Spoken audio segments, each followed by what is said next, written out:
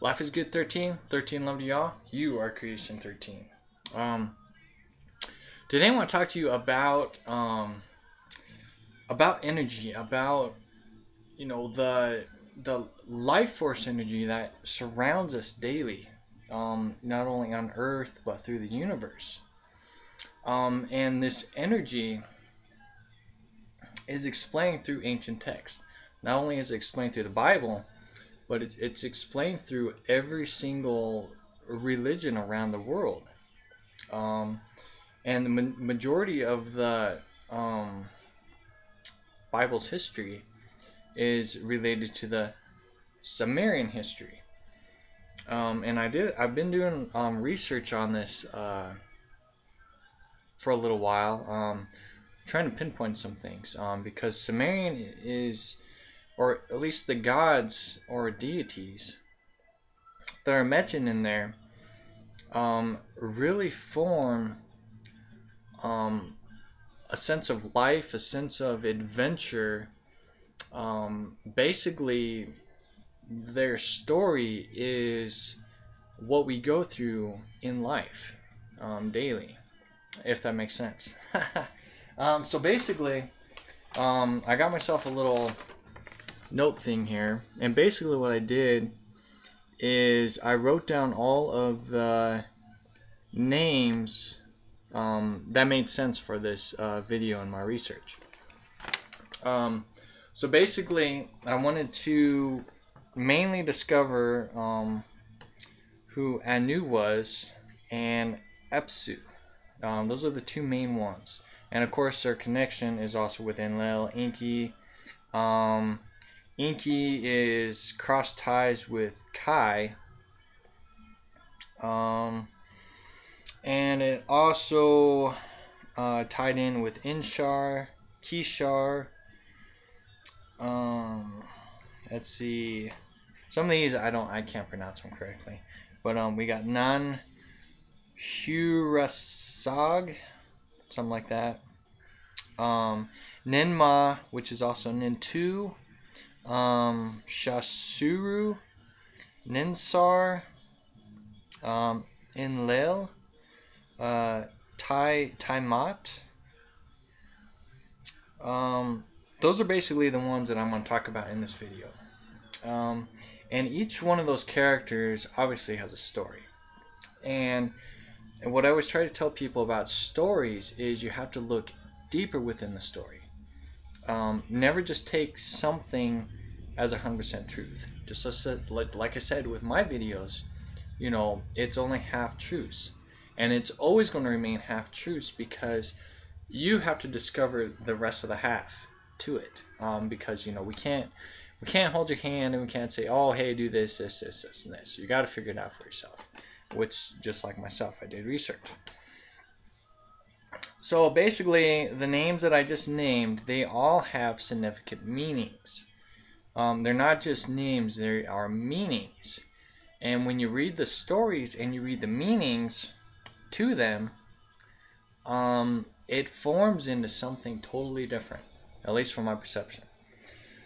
So, and I'm not going to say who's the father and the sons and the blah blah blah blah blah blah blah, because like I said, that would just take too long. That's something that you just have to do your own research on.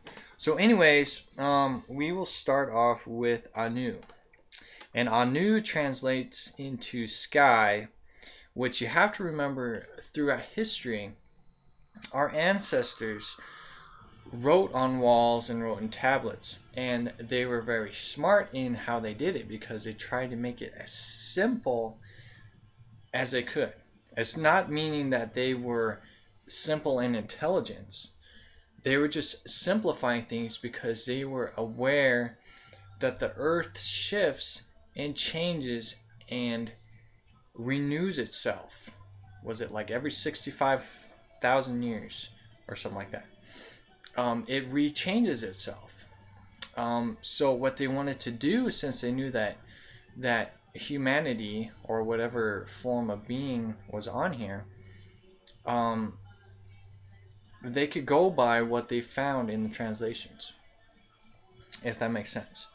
So they try to simplify things as much as they could. So they use sky as an example. And with sky, just like I tell people, when you're at nighttime, when in the daytime you just see the sky. Nighttime, you see the universe. So when you put anu together, translates in the sky, you translate it into universe. So anu is the universe. And what is universe? You can transform that word into you in reverse. So it's self-reflection you. So when you look towards the universe, you're looking inside yourself. Because remember, your outside reflection is your inside reflection. So anyways, so that is anu, is the universe, which is also can go into the multi-universe, multi-dimensional universe. Okay, now what does that tie into? This ties into Abzu. And Abzu, Ep and Su translates in two different things, but basically Abzu translates into to know water, okay, or deep water, cosmic water, which translates into, because you have to remember that's the same way with sky. Water translates into energy. So every time they talk about water, they're talking about energy. Okay? So Abzu is cosmic energy. So you have anu, which is the universe, which is the embodiment of the universe. And you have Abzu, which is the cosmic energy of the universe, or the multi-universe. It brings life through everything, okay? And you really have to understand what that is.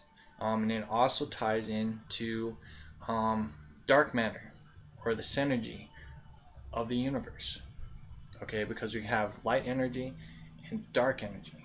Abzu blends them both together into cosmic energy, okay?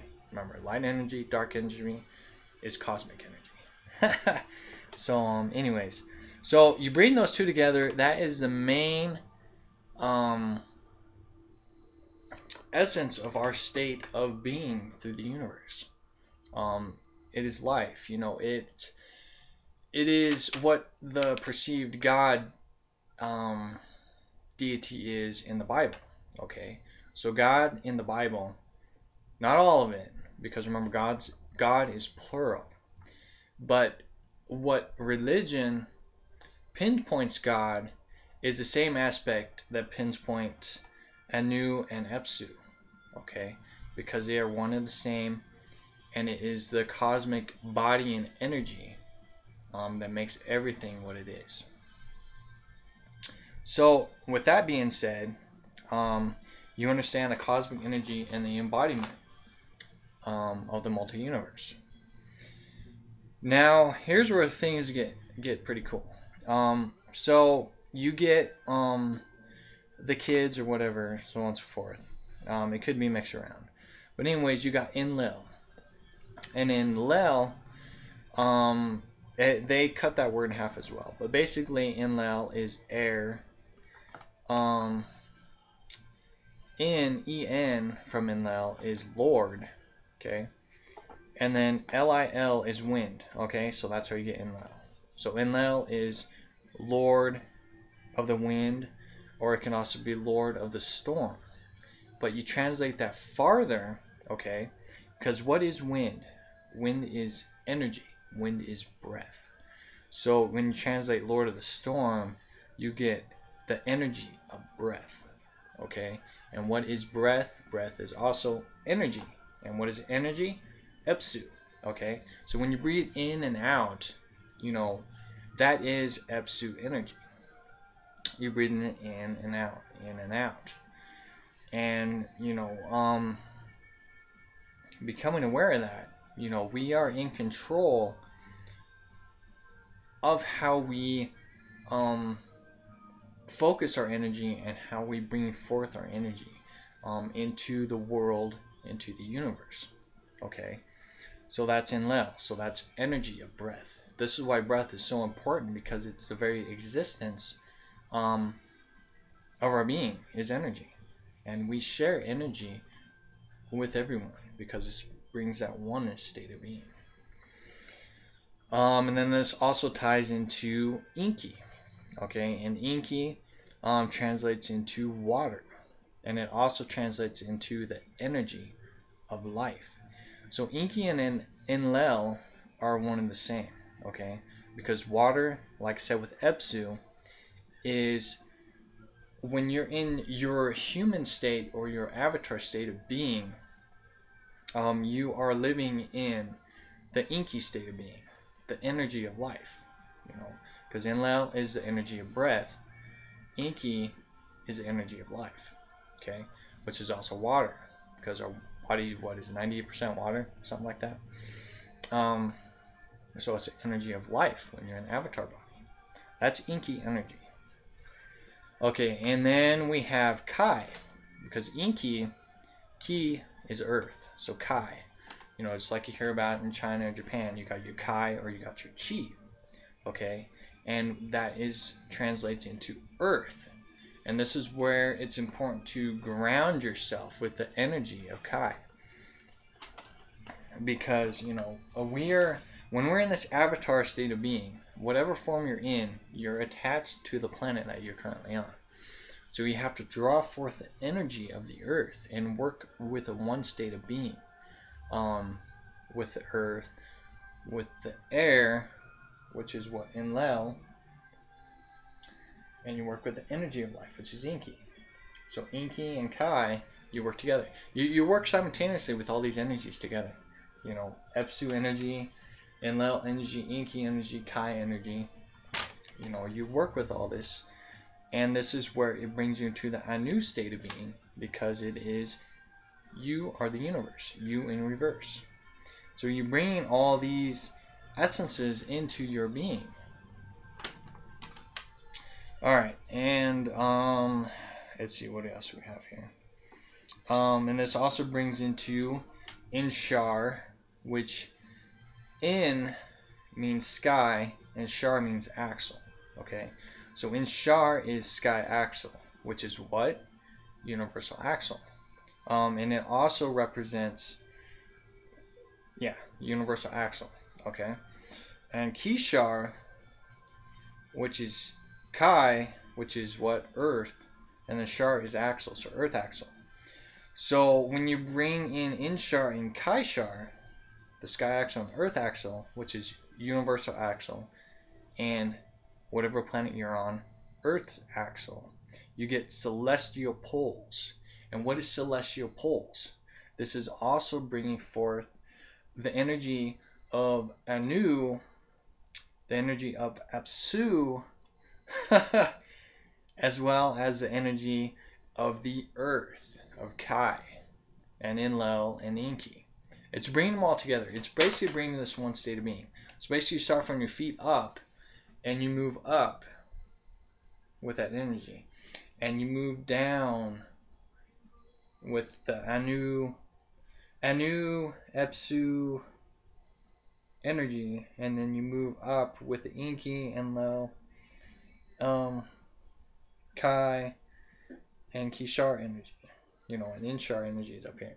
So you're working them together, and you're basically making them into one state that pinpoints, boom, into your spirit, into the very essence of you, your soul. You're basically working with both energies and intertwining them and bringing them together into your body, into your universe, you in reverse. And this is where you really have to understand how energy works. Because we can talk about it as much as we can, but until you understand how that energy works, then you can bring both those energies together and lock it into your soul. So you become one in that Abzu state of being. So, this also brings into, and this one's a little controversial. What's something you have to do more research on. But we got none. Like I said, I don't know how to pronounce these all the way, but you got Nan-hu Rasag, which translates into mountains, which she is also a symbolism of the Omega. Okay. And basically, from what I understood from Omega, means you're standing on top of the mountain. And basically, you have a choice of how you're going to begin your path. You know, this is the omega state because you're standing on a cliff. In life, you will always stand on a cliff, an edge of a cliff. You will see the end, the bottom, um, the fallings or the failures or so on and so forth, your fear at the bottom. And if you look on top, you'll see the beginning, the very essence of you. This is basically the crossroads or the omega. And mountains is a very significant meaning because we all have to stand up on a ledge in life. If you're not standing up on a ledge in life, then you're not learning anything. It's always important to get into that state because this will help you learn and grow. So that is what I call the omega state of being. So it's not signifying the end or the apocalypse, which apocalypse is the great unveiling. So see, the great unveiling. But omega state is just you at the crossroads of you needing to make decisions and choices. And you're either going to fall or you're going to rise up. And that is totally your choice. So that is the non-harasug state of being, which is the mountain state of being, the ledge state of being, which is the omega state of being. Pretty cool, huh? Like I said, you got to do your research. Got to do your research. All right, and we also have Ninma, which is queen, and there's another name for her as well, which is Nintu, which also translates into lady of birth, which is also mama or mommy, basically the mother. Okay, she is the very essence of our birth. And this goes in a lot of ways. Like I said, if you look at our physical avatar body, we are born into this world through the womb of the mother. Okay, and you got to realize that the Milky Way, the wormhole, the main wormhole of this universe, okay, of this solar system, is the cosmic womb. And this is how each soul travels through into each solar system. Because each solar system is a different state of you. Is a different state of you, a different essence of you, or a different state of Abzu, okay, or Anu. It's a different form, a different state. And this is where the formation of oneness becomes, because you are, as you're going through each mother wormhole, which is cosmic wormhole, you're going through a different state of you, and you multiply and divide you into many yous, which is many Abzus. Basically, we're all Abzus, cosmic energy, experiencing separation. And that's something, like I said, you have to figure out and discover for yourself. So that is the Mother Universal Womb. And that also is a character named Shasuru, which also is the womb. Okay, and we also got Ninsar, and this character translates into plants. And plants, I didn't do too much research on it, but basically plants is still energy and it's still life. And you are the caretakers of the plants, of the land. You bring Abzu energy to these plants. You bring Abzu energy to the world. Okay, hopefully that makes sense. Enlil, Lady of the Open Field. Wind. What is wind? Breath, again. Enlil is the wind of the earth, the energy of the earth. And like I said, it all equals into the same oneness, because wind, you got Enlil, which is wind, and you also got Enlil, which is also the energy of breath and wind as well. So they intertwine together. That's very interesting. And then you got Tiamat, which translates into Lady of the Ocean, which also translates into the body of life. And the body of life, again, since we got Anu, which is the universe, the body of the universe, we got Tiamat, which is the body of life, okay, and which is an avatar body. And this avatar body grows and extends even more, because it's not just our body, but the Earth has its own body. Each planet has its own body. So that is the body of life. You know, the womb, the body of life. And that's pretty much, I think, what I'll just put in this video. So basically, you know, when you look at all these stories, you know, these perceived gods or beings or kings or ETs, you know, whatever they were, when these energies were brought up, these energies were used because these characters from the past understood this energy. But the problem with them as in an avatar state, when they were in their avatar body, is they got too much into their head. They allowed the ego to take control over them. This is where the jealousy of the gods came into play, because they were so focused on the energy, and they understood the energy, because, you know, basically we can all open and become in tune with this energy. Some people have it easy. Some people have to work really hard to get to that state. And with these perceived gods and kings, they received that energy and they made themselves godlike. But they were very jealous gods, because they didn't understand the energy. From my personal self-discoveries, they did not understand the energy or what it meant. And it created and caused a lot of fear, because what the gods never explained, but it was explained in the Bible, and it does explain in the texts, is, you know, when you're working with energy, you're working with energy, not just what you can't see. It's everything. You know, you're working with old spirits, you're working with karma, you're working with all these energies together. And when you mix and match all these energies, it's going to transform and morph you into something based upon your will and intent of your heart. So if you have a lot of anger, jealousy, so on and so forth, that's going to be heightened more and more, and you're going to become that more and more. This is why a lot of beings who are in tune with energy are very sensitive to energy,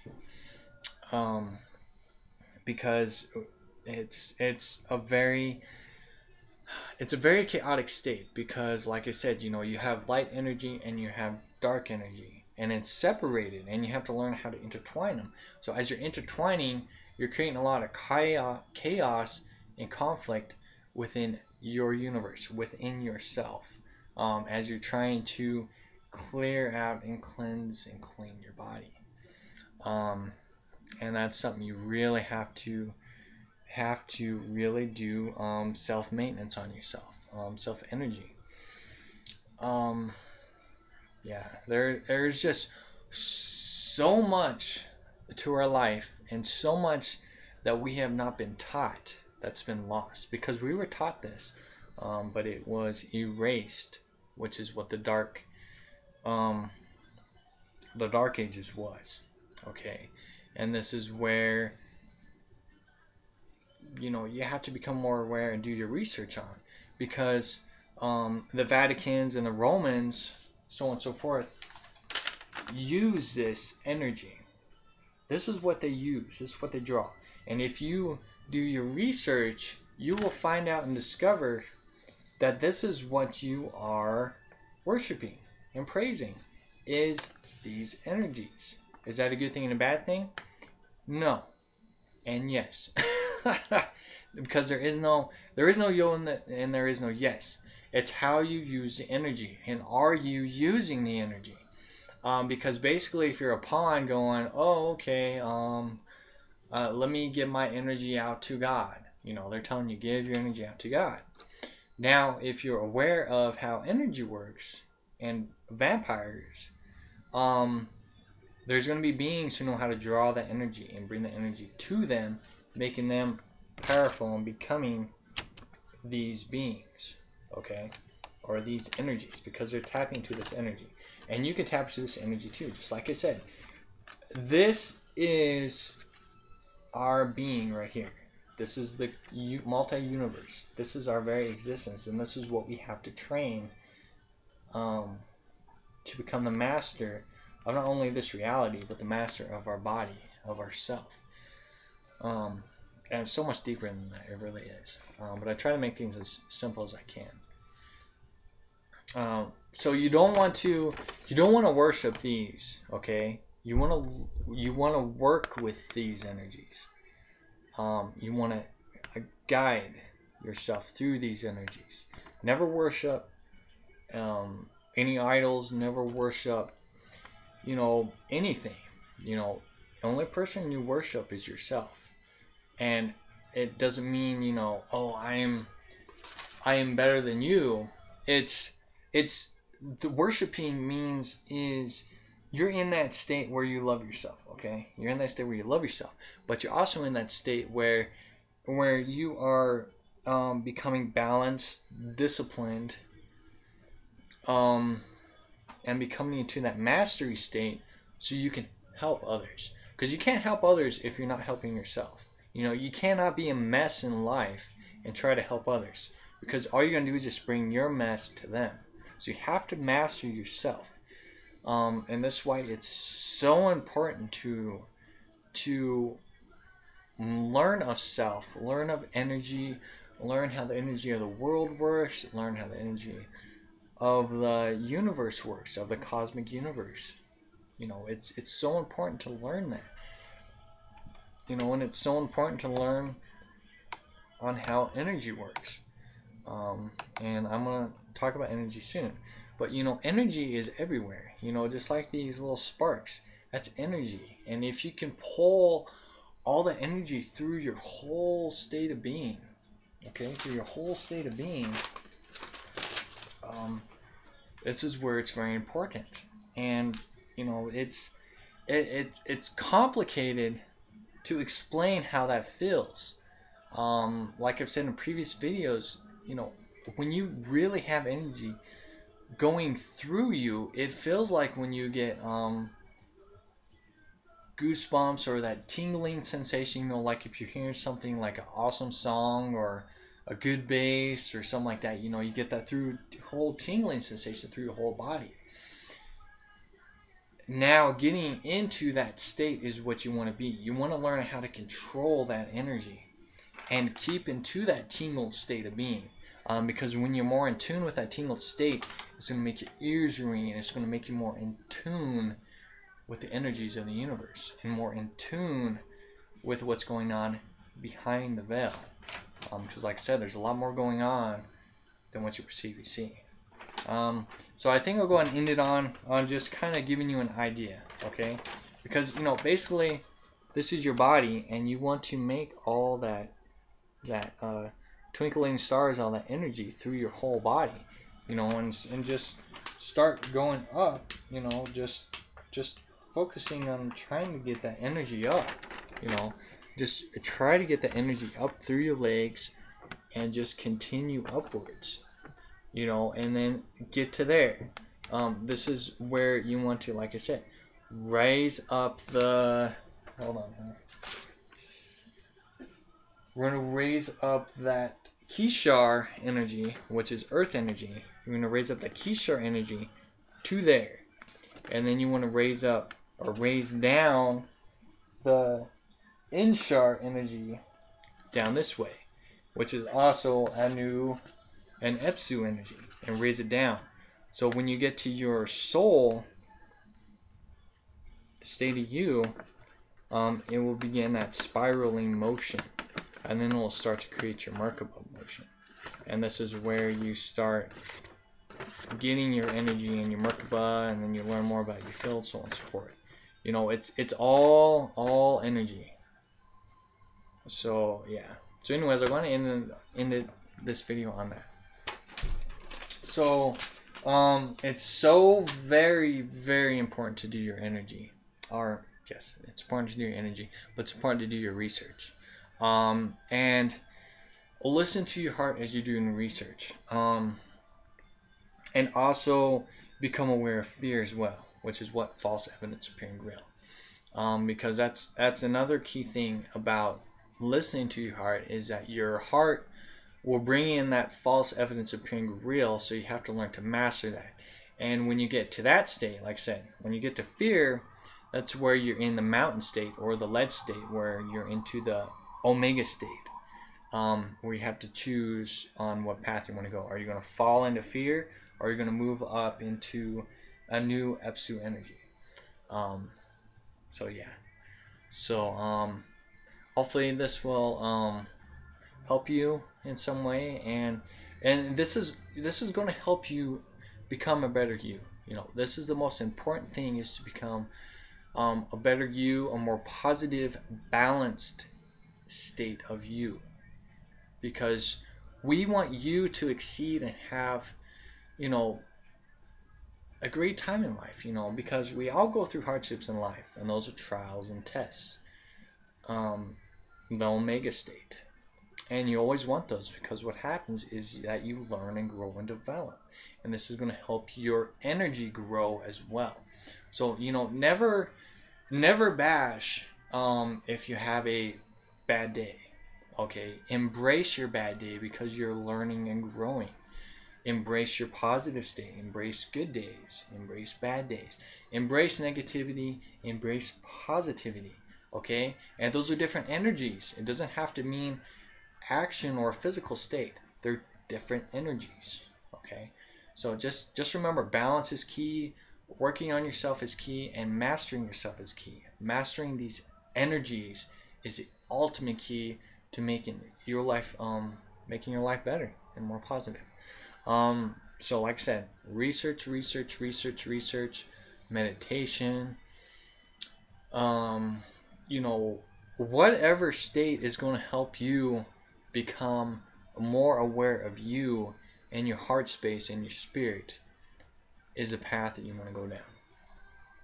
You want to go forward. So I'll go ahead and leave it on that. If you've got any questions, let me know. I love you all very much.